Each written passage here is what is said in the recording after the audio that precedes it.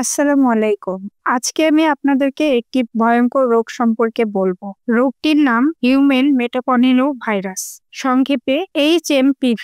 আপনারা শুনলে অবাক হবেন যে করোনা মহামারীর 5 বছর যেতে না যেতেই স্বাস্থ্য বিশেষজ্ঞদের মতে চলতি বছরেই আসতে যাচ্ছে আরো একটি মহামারী রোগ, যার প্রাথমিক তালিকায় 11টি রোগের কথা বলা হয়েছে। কাকতালীয়ভাবে করোনা মহামারীর মতো HMPV প্রথম শনাক্ত হওয়া রোগীর দেশের নাম এবারও চীন। রাষ্ট্রীয়ভাবে না জানানো হলেও সামাজিক যোগাযোগ মাধ্যমে ছড়িয়ে পড়া বিভিন্ন ভিডিও ও স্থির চিত্রতে দেখা যাচ্ছে হাসপাতালগুলোতে উপচে পড়া মানুষের ভিড়। চীনের পরেই আক্রান্ত রোগী হিসেবে দ্বিতীয় অবস্থানে রয়েছে জাপান। এই তালিকায় আরো নাম উঠে এসেছে মালয়েশিয়া ও কাজাকিস্তান। বাংলাদেশের জন্য হুমকির কারণ হলো আমাদের প্রতিবেশী রাষ্ট্র ভারতেও এই রোগ শনাক্ত হয়েছে। ভারতের দক্ষিণাঞ্চলীয় রাজ্যে কর্ণাটকের বেঙ্গালুরুতে 2টি শিশু এই রোগে আক্রান্ত হয়েছে, যাদের মধ্যে রয়েছে 3 মাসের একটি মেয়ে শিশু ও 8 মাসের একটি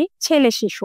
যুক্তরাষ্ট্রের সাউদাম্পটন বিশ্ববিদ্যালয়ের শিক্ষক মাইকেল হেক 2025 সালকে করোনা পরবর্তী আরেকটি মহামারীর বছর হিসেবে বর্ণনা করেছেন এবং তিনি HMPV ভাইরাসকে আক্রান্ত রোগের নাম দিয়েছেন ডিজিজ এক্স।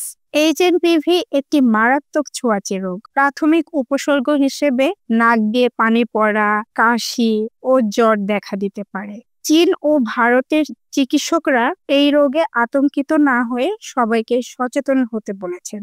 এখন কথা হলো, এই রোগ হয়ে গেলে আমরা কি করব?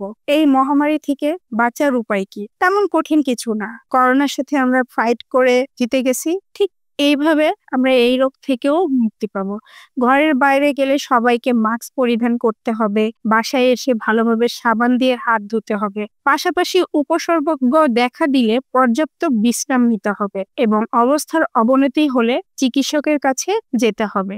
আশা করি সবার কাছে এই তথ্যটি খুব ভালোভাবে যাবে এবং সবাই একটু হলেও আমার ভিডিও দেখে উপকৃত হবেন। ধন্যবাদ সবাইকে।